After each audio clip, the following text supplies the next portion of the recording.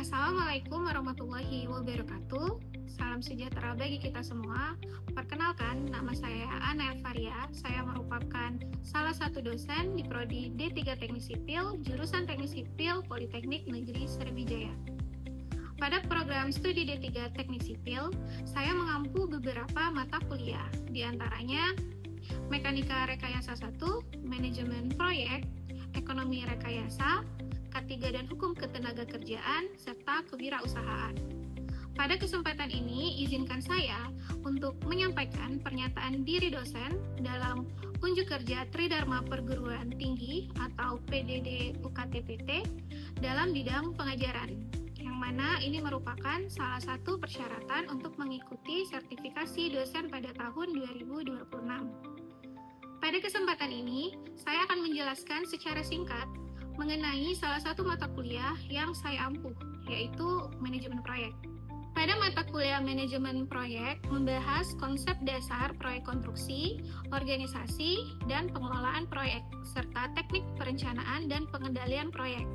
Materi meliputi penjadwalan menggunakan bar chart, kurva S, network planning yang berupa critical path method atau CPM, dan presiden diagram method atau PDM, serta pengelolaan waktu, biaya, dan sumber daya untuk mencapai pelaksanaan proyek yang efektif dan efisien. Mata kuliah manajemen proyek ini memiliki bobot 2 SKS, dilaksanakan dalam 18 kali pertemuan selama 1 semester.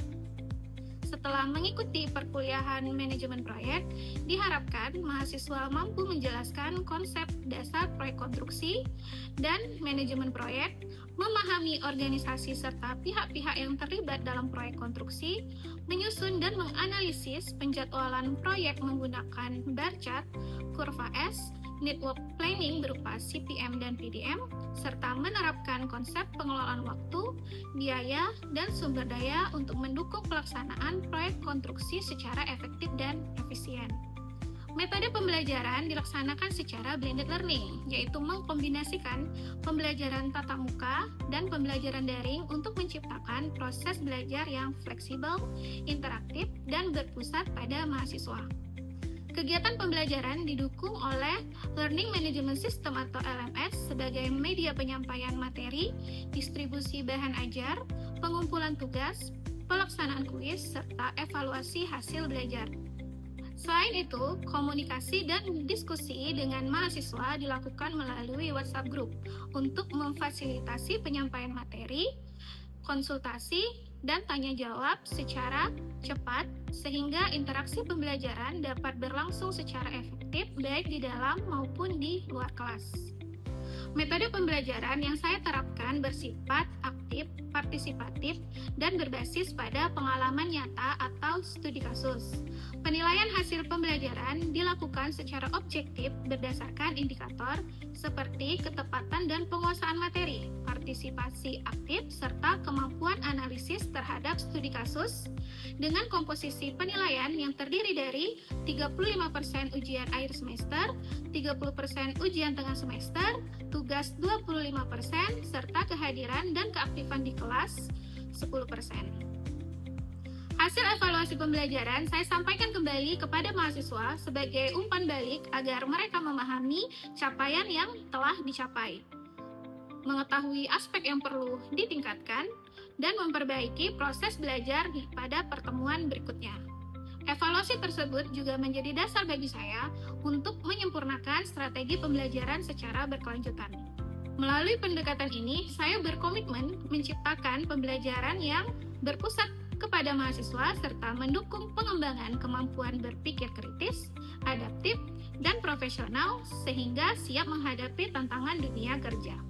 Selanjutnya, Anda akan menyaksikan video proses pembelajaran salah satu materi dari mata kuliah manajemen proyek, yaitu materi bar chart yang dilaksanakan pada pertemuan ke-6. Adapun sub CPMK atau KAD pada materi ini yaitu mahasiswa mampu membuat bar chart dan kurva S. Pada pertemuan ini, mahasiswa diajarkan untuk memahami definisi bar chart dan kurva S, tujuan pembuatan bar chart dan kurva S, proses penyusunan bar chart dan kurva S pada suatu proyek melalui diskusi interaktif.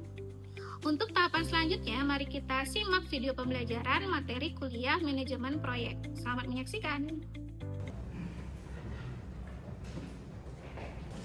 Assalamualaikum warahmatullahi wabarakatuh. Waalaikumsalam warahmatullahi wabarakatuh. Apa kabar adik-adik mahasiswa semuanya? Baik, Bu. Oke, baiklah ya. Pada pertemuan minggu ini kita kembali lagi ke mata kuliah manajemen proyek ya. Minggu ini kita udah masuk minggu ke-6 gitu ya. Dimana kalau udah masuk minggu ke-6 ini berarti kita bentar lagi mau menuju ujian tengah semester gitu ya. Baik, sebelum kita memulai perkuliahan ya, seperti biasa Ibu absen dulu gitu ya. Tiara, Ananda, Hedi, Wira, Endika, Abdullah, Alvin, Kariski, Randi, Awalu, Anti, Aulia, Cindy, Muhammad Bagas, Kayla Ramdan, Orang ya, Kayak Bu Sandy. Ada nama yang disebut? Bukan lengkap semua ya. Oke ya. Baik, sebelum kita memulai ya seperti biasa, kalau untuk kelas pimpin doa terlebih dahulu ya agar apa yang kita pelajari hari ini itu bisa bermanfaat, bisa kalian terapkan nanti saat tugas minggu depan. Silakan untuk kelas dimulai. Baiklah teman-teman, sebelum kita memulai mata kuliah pada hari ini, alangkah baiknya kita berdoa menurut agama dan kepercayaan masing-masing. Doa mulai. Doa selesai. Oke.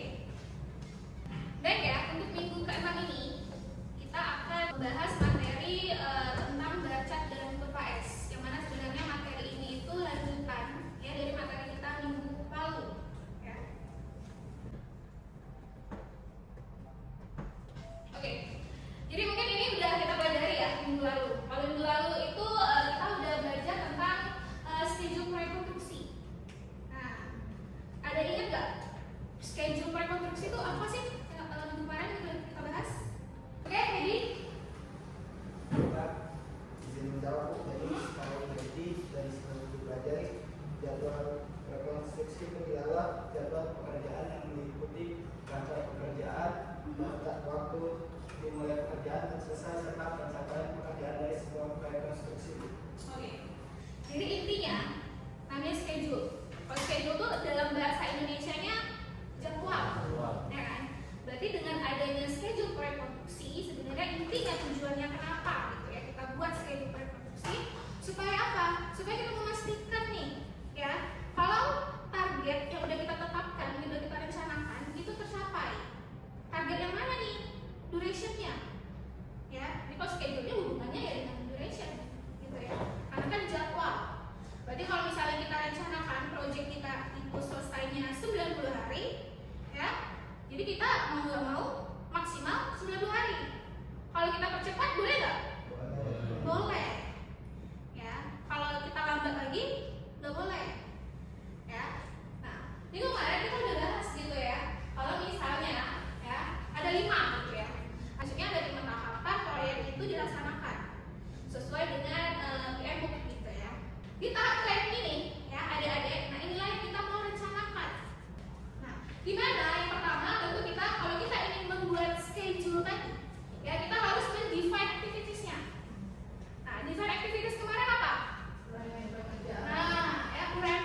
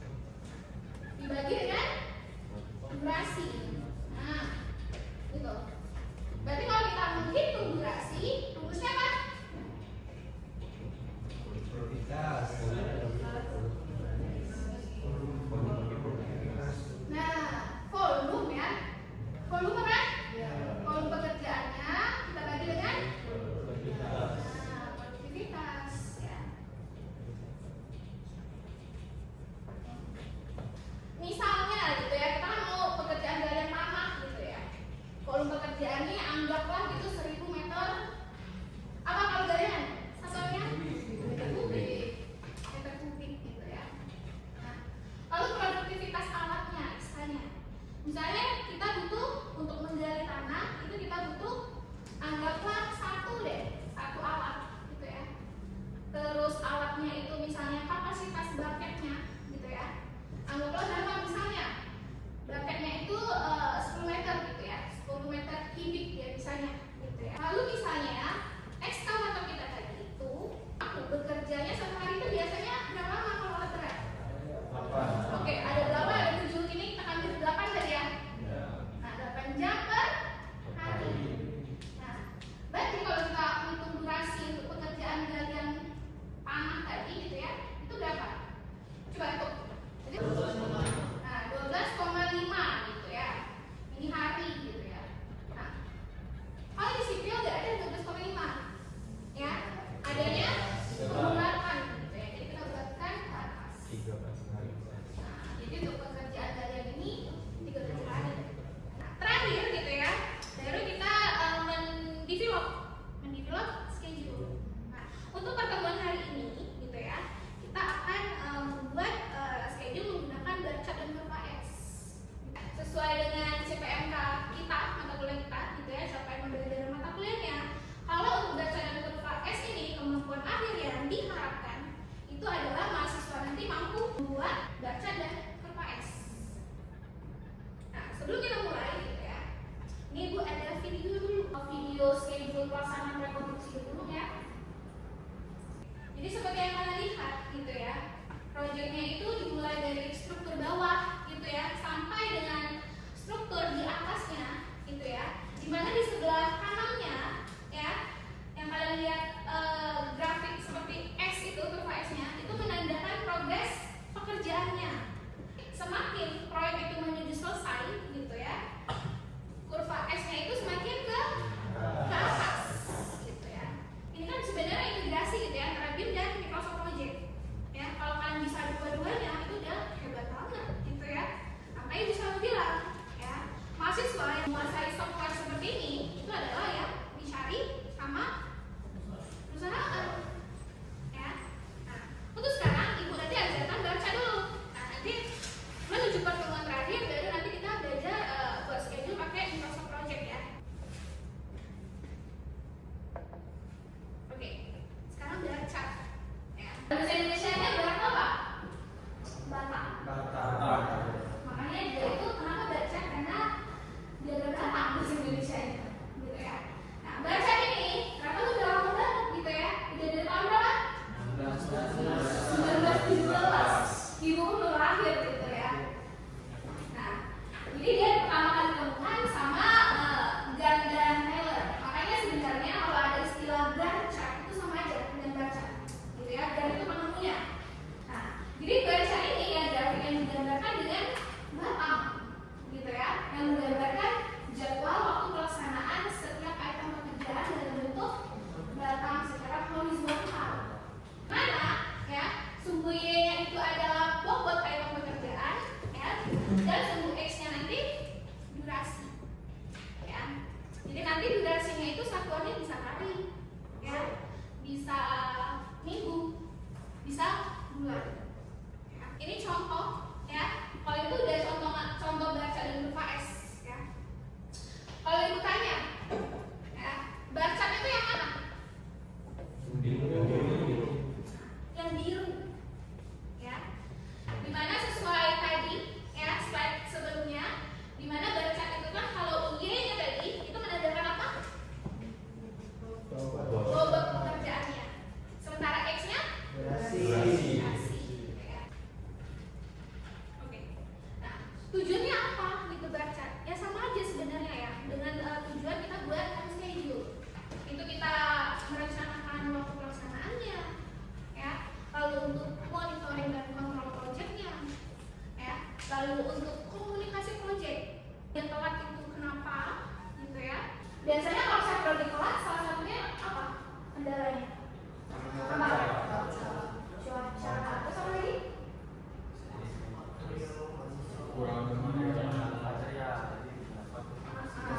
Alatnya lama mas proyek, keterlambatan alat dan material ya, jadi itu bisa berpengaruh. Misalnya hari ini gitu, kita udah telat nih progresnya, jadi next day-nya itu harus kita cepetin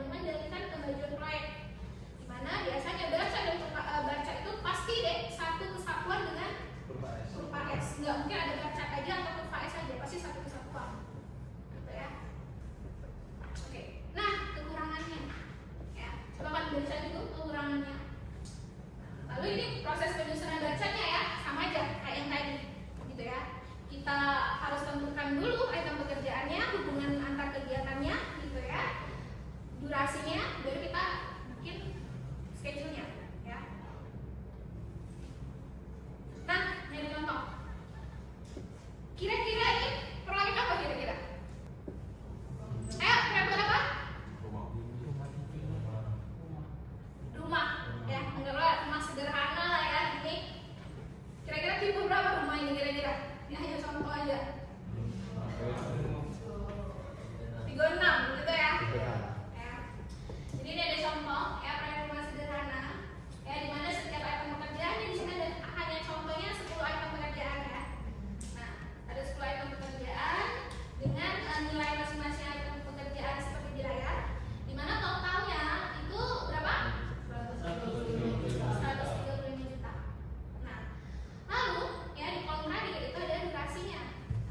Durasinya itu dapat dari mana? Dapat dari ini kita pelajari tadi ya. Jadi untuk di sini itu kita hanya mengestimasi kebutuhan durasinya. Jadi ini kita nggak hitung lagi karena kita udah belajar minggu kemarin ya. Jadi ini contohnya pekerjaan persiapan, ini kita hitung itu butuhnya kira-kira 2 minggu. Kalau 2 minggu itu berapa hari? 14 hari ya. Dan seterusnya ya. Oke. Nah, di bar chart ini kita hitung dulu. Itu adalah kita menghitung persentase bobot pekerjaan adik-adik. Ya. Nah, bobot pekerjaan itu apa? Ya. Besarnya persen setiap item pekerjaan dibagi dengan pekerjaan totalnya maksudnya. Ya. Jadi ini coba kita hitung sama-sama ya. Coba keluarkan semua kalkulatornya dulu ya. Coba kita hitung sama-sama.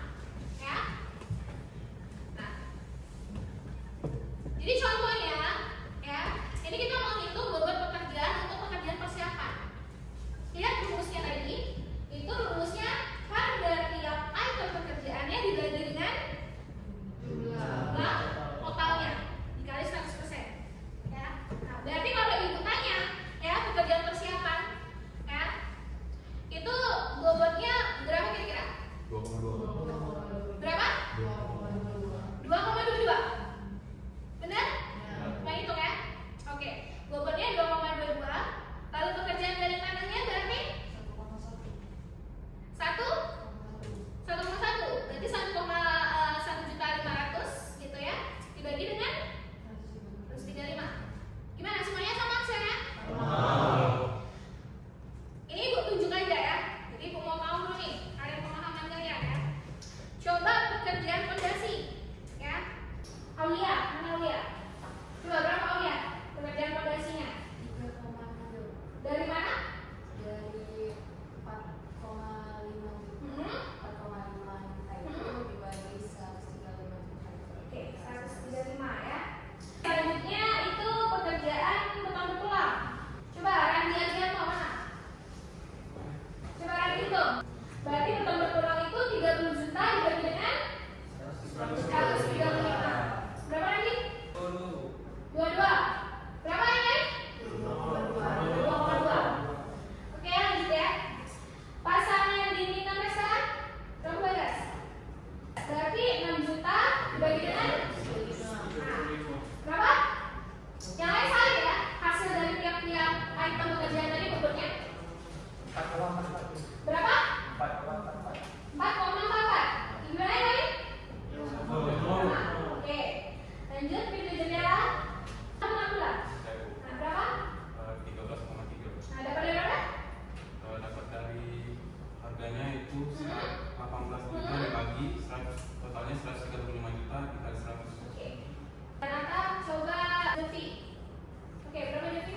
15,5 15,5. Dapat dari? dari nilai pekerjaannya senilai 21 juta dibagi totalnya 135 juta. Oke. Lanjut pekerjaan apa lagi? Plafon. Oke, plafon. Coba Tora. Berapa Tora? Plafon. 4,44. Dari mana Tora? Dari harga pengedar itu 4 juta, 6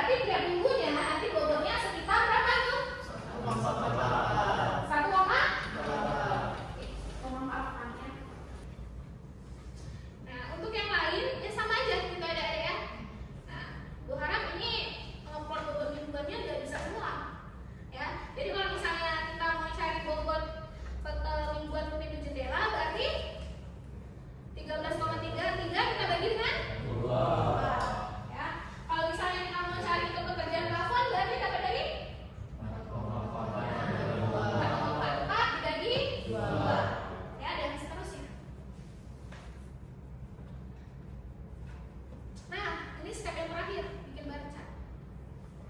Bu, gimana cara ngeplotnya gitu ya? Kok bisa Bu hasilnya itu berarti M10 ini kira-kira apa ya?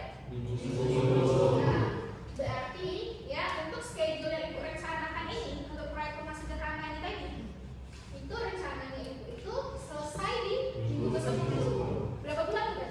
3 bulan. Nah, kalau kita tadi udah menghitung bobot pekerjaannya gitu ya, bobot mingguannya tadi, sekarang kita harus ngeplotnya adik-adik ya. Kita bikin perencanaan schedule-nya. Nah, untuk merencanakan schedule baca ini ya, itu yang harus kita pertimbangkan adalah apa? Sequence activities tadi, hubungan antar kegiatan. Nah, kan kita mulai di minggu pertama ya. Nah, minggu pertama tadi kan kita udah hitung nih bobot per minggunya 1,11 ya. Karena dia pekerjaan pertama kali, tentu kita plot di minggu 1, minggu 2. Tadi kan 2 minggu ya. Nah, lalu pekerjaan galian tanah. Nah, untuk galian tanah ini, kenapa Ibu ngeplot di minggu kedua? Kenapa nggak di minggu ketiga aja tuh? Ada yang tahu nggak alasannya?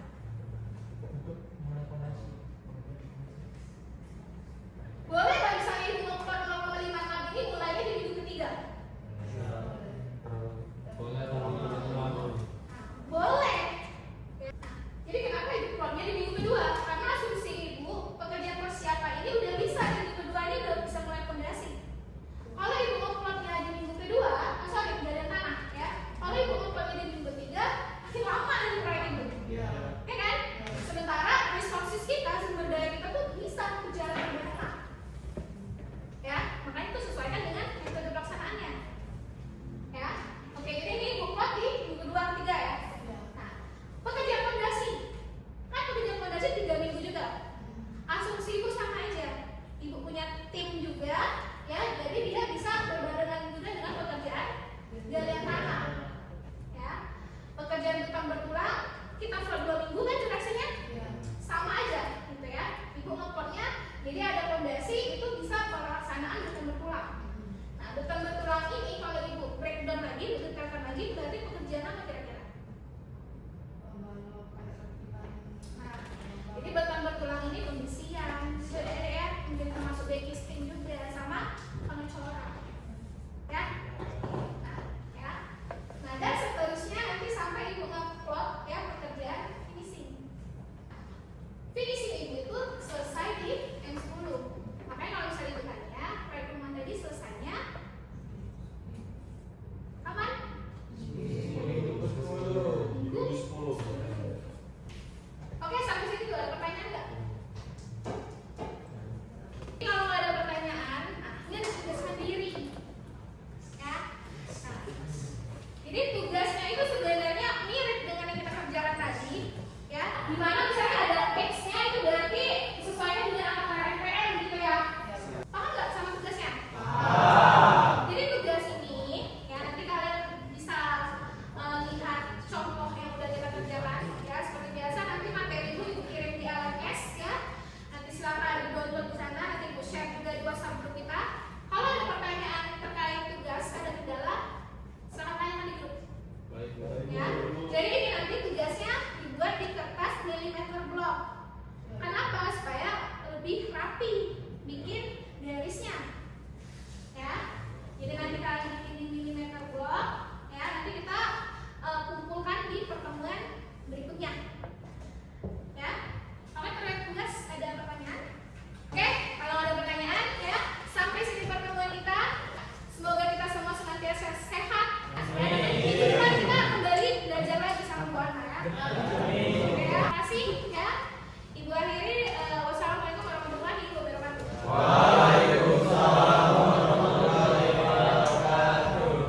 Demikian pemaparan pelaksanaan pembelajaran mata kuliah manajemen proyek yang telah saya laksanakan.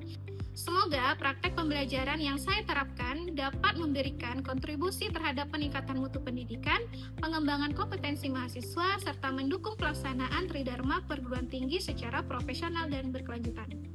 Demikian pernyataan diri dosen dalam unjuk kerja tridharma perguruan tinggi dalam bidang pengajaran yang dapat saya sampaikan. Terima kasih atas perhatian yang telah diberikan. Saya akhiri. Wassalamualaikum warahmatullahi wabarakatuh.